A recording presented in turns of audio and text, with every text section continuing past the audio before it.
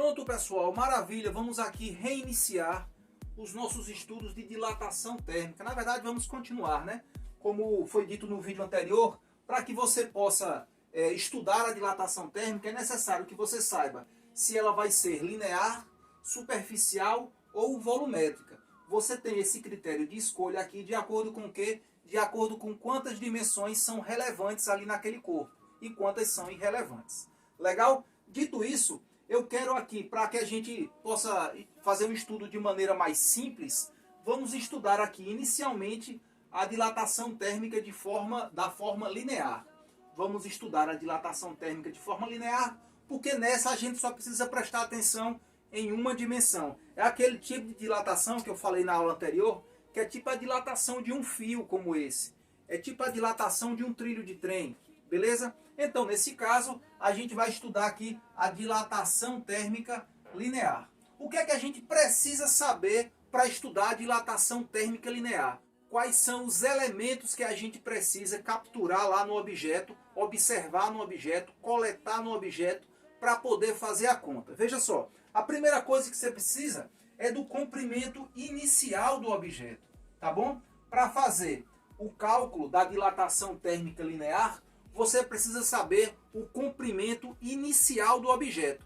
E aí, você já vai sair daqui sabendo que o comprimento inicial do objeto, ele vai ter esse símbolo aqui, ó, L0. Quando você for ver lá na nossa fórmula, lá no nosso modelo L0, você já vai ler assim, ó, comprimento inicial do objeto. Como é que você vai ler quando você observar o L0? Comprimento inicial do objeto. Você também vai precisar saber a variação da temperatura. Como assim, professor? Como é que eu vou saber a variação da temperatura? Tem algum objeto, tem algum aparelho que a gente calcula a variação da temperatura? Não, não é que tem um aparelho que a gente calcula a variação. Você calcula a temperatura no começo do processo e depois pega o termômetro e calcula a temperatura no final do processo, tá bom? Então, na verdade, aqui dentro desse ΔT aqui, você tem aqui a temperatura inicial e a temperatura final, né? É importante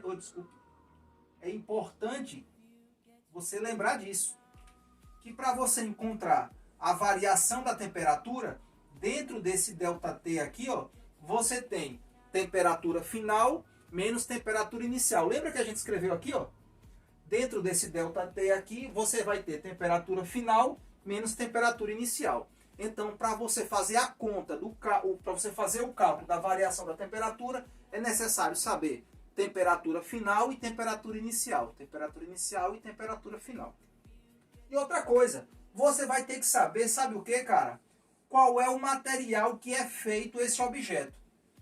Mas por que, professor, eu preciso saber qual é o material que é feito esse objeto? Porque a depender do material, ele reage de forma diferente à variação da temperatura. O nome disso é coeficiente de dilatação. Coloca aqui, editor, bem bonito aqui, ó, coeficiente de dilatação. O coeficiente de dilatação, ele é justamente um coeficiente que ele está relacionado ao material. Eu quero que você vire a página aí, e se o editor puder aí, se ele encontrar, coloque essa tabela do meu lado aqui, que é uma tabela de coeficiente de dilatação linear para diferentes substâncias. Observe aí, ó. Temos aqui o ferro, o ouro, o cobre, o bronze, o latão, o alumínio, a prata, o chumbo. Veja que cada objeto, aqui a maioria são metais, né? Cada objeto aí, ele tem um coeficiente de dilatação diferente. De tal modo de que quanto maior for o coeficiente de dilatação, mais dilata, mais cresce, de maneira assim mais objetiva para que você entenda. Quanto maior for esse alfa aqui, ó, quando você vê um alfa lá na fórmula, ele está falando que você vai ler como coeficiente de dilatação. Se você vê o alfa, quando você vê o alfa na fórmula, cadê a fórmula? Aqui a fórmula, ó. Esse alfa aqui, quando você vê esse alfa na fórmula, você vai ler coeficiente de dilatação. E como é que eu sei, professor, qual é o coeficiente de dilatação? Lá no problema vai dizer assim, seja um fio feito de cobre. Aí você, peraí, eu vou lá no cobre. Quanto é que vale o alfa do cobre? Aí você vai ver lá, o alfa do cobre vale aqui, bote aí, editor. 17 vezes 10 a menos 6. É bem pequenininho, né? Mas, enfim, mas está valendo. O importante é que você coloque esse valor. Professor, eu tenho que decorar essa tabela? Claro que não, hipótese alguma. Não gaste neurônios decorando tabelas. O problema que for, no concurso que for, na prova que for, vai ter que te dizer quem é o coeficiente de dilatação térmica. Beleza? Legal? Então agora vamos aqui direto para a fórmula. Ó. Essa fórmula aqui, ela reúne justamente, ela vai te dizer exatamente quanto vai variar. Sabe de onde é que vem esse ΔL? Imagina assim, ó. Eu disse a você que o L0, lembra o que é que eu falei que era o L0? L0 é o comprimento inicial. Imagina assim, ó. Eu tinha uma barra de ferro e aí ela foi submetida a uma fonte de calor. Ela adquiriu esse calor, ela acumulou esse calor, aumentou sua temperatura e o tamanho dela, ela cresceu, né? Ela aumentou de tamanho. Esse DL que você está vendo aqui chama-se variação de comprimento. Que variação é essa? É justamente o tanto que cresceu. A variação de comprimento é o tanto que cresceu. E como é que a gente encontraria ele? Bom, é o final menos o inicial. Aí você encontra esse pedacinho aqui. Eu vou até serrar ela aqui, ó. Esse pedacinho aqui é o DL. Aí para você saber o tanto que cresceu ou o tanto que vai crescer, que normalmente o que você faz é isso, né? Quanto vai crescer. Depois que crescer você já sabe. Só você chega lá e botar uma régua. Mas se você tiver interesse, que é o que acontece nos projetos. Esse é um problema típico de projeto. Imagina que você tem aí esse problema lá em sua mesa. Você é um engenheiro civil, um engenheiro mecânico, um engenheiro elétrico. E você quer saber o tanto que um determinado fio vai esticar. Imagina esses fios que estão nos postes aí. Sai aí ó, da sua casa, aí, dê uma olhadinha pela janela. Você vai ver que o fio que está lá no poste... Vou botar dois postes aqui, ó. Desculpando o desenho meio feio aí. Mas enfim, imagina que o fio que está lá no poste, você já viu que ele fica assim, ó, tem uma barriguinha? Já viu, Paloma? Já vi. Ele não é assim esticadão. Os cabas não botam assim, torando mesmo, esticado. Por que os caras não botam? Porque se ele ficasse totalmente esticado, quando a temperatura diminuísse, ele ia contrair e iria quebrar o poste. Não é verdade? Porque do mesmo jeito que a temperatura ela age para aumentar o tamanho do objeto, quando a temperatura diminui, ela diminui também o tamanho do objeto. Tanto é, amigos, tanto é, amigas, que à noite, quando você estiver em casa sozinho, sozinha, e você escutar aqueles estalos nas telhas, né? Aqueles estalos no telhado, no forro, e você fica pensando que é um ladrão, às vezes é um ladrão, mas às vezes não, na maioria das vezes não é. É porque durante o dia, o telhado da sua casa recebeu muita energia térmica, ó. Aí ele vai só dilatando, dilatando. As madeiras do telhado, que deveriam ser retas, né? Deveriam ser mais ou menos retas. Tá aqui o telhado de uma casa aqui. Nossa, muito feio. Aqui é o telhado de uma casa, viu, gente? Vai desculpando aí. E aí ele recebe aqui, ó, ele recebe a radiação solar. O que é que acontece? Durante o dia, as madeiras, elas vão aumentar de tamanho, elas vão fazer uma barriguinha assim, ó. Não é desse jeito assim, tão agressiva a curva, mas de fato, o emadeiramento da sua casa vai ceder um pouco. E aí durante o dia você nem percebe o barulho, mas o emadeiramento da sua casa tá se movimentando, porque ele está aumentando, ele está crescendo, está aumentando o ΔL dele, está aumentando o comprimento dele. Aí durante o dia é muito barulhento, o dia, né, você não escuta. Mas à noite, quando os carros diminuem o tráfego nas ruas e tudo mais, e aí ele começa com a fonte de calor, que era o sol, foi embora, aí todo o calor que o seu telhado recebeu durante o dia, ele começa a perder para o ambiente. E com isso a temperatura do seu telhado começa a diminuir e as telhas e o emadeiramento, enfim, toda a estrutura que recebeu esse calor começa a voltar para o lugar.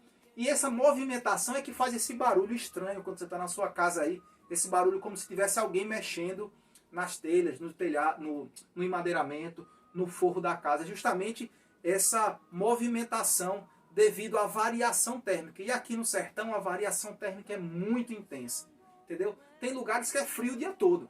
Aqui não, aqui é muito quente durante o dia e na madrugada fica aí abaixo, às vezes abaixo de 20 graus. Então às vezes dá uma variação de 40 durante o dia e 20 graus à noite, entendeu? Então essa variação de temperatura é responsável aí por essa movimentação no telhado da sua casa, que dá esse barulho assustador à noite, principalmente você percebe quando está sozinho, Mas enfim, dito isso, contado essa história aí, esse caos, eu quero que você observe o seguinte, ó. Quando você tiver, eu já disse anteriormente, onde é que a gente parou? Isso, esse ΔL aqui, o que seria esse ΔL? Seria justamente a variação que uma determinada peça, que um determinado objeto, o ΔL é a variação que esse objeto vai sofrer quando tiver o que, professor? Quando tiver sido acrescentado temperatura nele. Beleza? Então, como é que faz para saber o tanto que vai crescer? Você faz assim, ó. Você faz L0, quem é L0? Comprimento inicial. Pega comprimento inicial vezes, quem é esse alfa? Coeficiente de dilatação, vezes variação da temperatura. Quem é a variação da temperatura? Temperatura final menos a temperatura inicial. Se você tem essas três informações aqui, cara, você já pode dizer o tanto que uma peça vai crescer ou tanto que uma peça linear vai diminuir. Eu estou falando de peças lineares. Lembra que no começo da aula eu te disse que a gente ia falar de dilatação térmica linear? Eu estou falando de dilatação térmica linear. Então, por exemplo, os caibros aí que fazem o emadeiramento de sua casa, a gente considera como se fossem linhas, né? Por esse motivo, é possível, é razoável que você utilize essa fórmula aqui para poder saber o quanto que ele vai crescer, o quanto que ele vai diminuir com a variação térmica. Legal? Vamos dar um exemplo agora, um exemplo numérico, porque assim, falando só com letras, de maneira algébrica, às vezes você fica voando aí, né? Mas eu vou te dar um exemplo numérico agora e você vai entender perfeitamente como é que funciona esse cálculo. Beleza? Só um pouquinho, a gente volta aqui com o exemplo. Pronto, camaradas, vamos voltar aqui já com um exemplo de como é que a gente calcula a dilatação térmica quando ela é feita de forma linear, quando apenas uma dimensão importa, nesse caso apenas uma dimensão importa. Legal? Eu quero que você abra seu livro lá na página 47, coloque aqui, editor, e encha a tela com o enunciado desse exercício. É o exercício resolvido número 1 desse assunto, do capítulo 4. Legal? Vamos ler juntos aí? Tudo bem? Vamos lá. Uma ponte será construída sobre um rio, mas os engenheiros não decidiram qual material será utilizado. Ela terá, na verdade, 100 metros de comprimento. E a variação da temperatura na região onde será erguida pode ser de até 30 graus Celsius. Qual será a variação de comprimento da ponte, caso seja escolhida o concreto e o aço? No caso, o concreto, o coeficiente de dilatação linear é 1,2 vezes 10 a menos 5 graus Celsius a menos 1. E a letra B, no caso do aço, o coeficiente de dilatação linear é um pouquinho menor. É 1,1 vezes 10 a menos 5 graus Celsius elevado a menos 1. Então é o seguinte, eu desenhei aqui, é muito importante, às vezes, já que o texto não trouxe, a gente ter aqui, para a gente poder visualizar o que está acontecendo. Você tem aí que fazer uma ponte para ligar dois locais, né, que estão separados aí provavelmente por um espaço vazio. E aí o engenheiro de pontes está com essa dúvida. Ele não sabe se vai fazer a ponte de concreto, no caso de concreto armado, ou de aço. As duas coisas existem, né? Inclusive, se você for, eu acho que no tabuleiro tem pontes dos dois jeitos. A ponte que entra os carros é uma ponte de concreto armado, e aquela ponte ali na avenida da Rua 4 ali, que passa por cima daquele canal, já é uma ponte de metal. Então você veja que os dois materiais, o engenheiro ele pode fazer de qualquer um dos dois materiais, mas ele quer fazer um estudo para saber no caso, como a variação da temperatura nesse lugar é muito intensa, imagine, ó, nesse lugar a variação de temperatura é de 30 graus. Nesse caso, ele já facilitou tua vida. Ele não te disse a temperatura inicial e a temperatura final. Ele já te deu foi a variação de temperatura, entendeu? Pense no engenheiro aí desenrolado, já entregou para você o ΔT, que é a variação de temperatura. A outra coisa que faltei dizer a você. Em alguns livros, ao invés desse ΔTzão aqui, ele bota assim um ΔΩ, tá? Mas isso daqui também é variação de temperatura, é a mesma coisa. Legal? É só questão de nomenclatura. De qualquer maneira, ele já te disse aí quem é a variação da temperatura. E aí ele quer saber, quer fazer um estudo, para poder botar no relatório lá e mandar para o chefe dele, para ver qual o chefe dele vai decidir. Qual é o material que vai ser feito essa ponte. Então veja só, você aprendeu agora há pouco que para você encontrar o tanto de dilatação que vai ter, né, a dilatação térmica, você só precisa do comprimento inicial, que no caso aqui é os 100 metros. Você precisa do coeficiente de dilatação térmica, que aí vai variar de acordo com o material que você vai utilizar. E você precisa aqui da variação da temperatura. Concorda comigo que você tem essas três coisas? Você tem o comprimento inicial, que são 100 metros. Você tem a variação da temperatura, que são 30 graus. E você tem o coeficiente de dilatação térmica. Na verdade, você tem logo dois, porque ele está na dúvida se ele vai fazer de aço ou se vai fazer de concreto. E aí, como é que faz? Você faz assim, ó. Bom, onde tem L0, né? Você já sabe que é o comprimento inicial, que é quanto? 100 metros. Onde tem o alfa, no caso aqui a gente está fazendo primeiro do concreto, tá, gente? Esqueci de dizer. Primeiro cálculo que a gente fez aqui foi o do concreto. Então a gente vai pegar o alfa de quem? O alfa do concreto. No livro ele já te dá aí, e eu copiei aqui no quadro, ó. É 1,2 vezes 10 elevado a menos 5. 1,2 vezes 10 elevado a menos 5. Aqui ele está em notação científica, mas não tem problema. Você faz aí o cálculo da maneira que você achar melhor.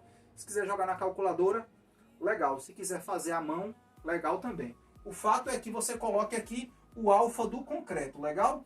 Colocou aqui o coeficiente de dilatação térmica do concreto, vezes a variação de temperatura, que é 30 graus. E aí você faz essa continha, ó. 100 vezes 1,2 vezes 10 elevado a menos 5 vezes 30. Eu garanto a você, e o livro também fiz essa conta aqui, que dá 0,036 metros. Por que, professor, deu metros? Porque o comprimento inicial está em metros, tá bom? Vai depender da unidade que tiver aqui, ó. Então ficou em metros. Tranquilo. Aí se você quiser expressar de uma forma assim mais palpável, entenda que 0,036 metros é a mesma coisa que 3,6 centímetros. Veja que uma ponte de 100 metros, se ela for feita de concreto, num lugar que tiver a variação de 30 graus, essa ponte vai crescer ou diminuir, dependendo da hora que ela foi feita, né? Ela vai crescer ou diminuir, ela vai ter uma dilatação aí de 3,6 centímetros. Legal? Tranquilidade? E agora vamos falar dessa ponte de aço. Qual vai ser a diferença? A única coisa que vai mudar nela, concorda comigo que é o alfa? Porque o L continua sendo a mesma coisa, o comprimento inicial continua sendo 100. A variação da temperatura continua sendo 30. A única coisa que vai mudar, que de fato muda, é o coeficiente de dilatação. Que o do aço é um pouquinho menor. Concorda comigo que é menor? O do concreto é 1,2 vezes 10 a menos 5. O do aço é 1,1 vezes 10 a menos 5. Veja que o do aço é menor. Aí você já começa a ter um pouquinho de malícia. Bom, se o do aço é menor, e a única coisa que mudou foi isso, então o resultado final tem que dar menor também. Como de fato deu, né? Quando você fizer a conta aí da forma que você achar melhor, quiser colocar na calculadora, fique à vontade, ó. Faz 100 vezes 1,1 vezes 10 a menos 5 vezes 30. Então esse valor aqui, essa conta aqui, essa multiplicação aqui, ela vai dar 0,033 metros. Que se você transformar em centímetros, dá 3,3 centímetros. Veja que se a opção for pela ponte de aço, ela vai ter menos movimentação. Ela vai movimentar menos, ela vai dilatar menos do que se ela for de concreto.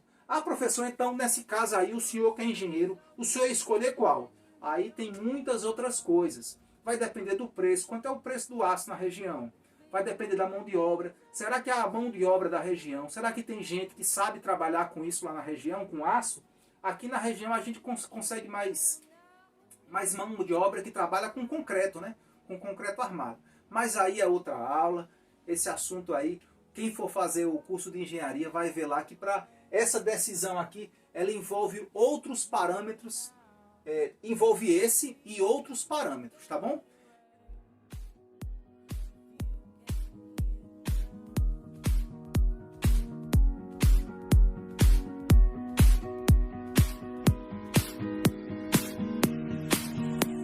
If you get to hear me now,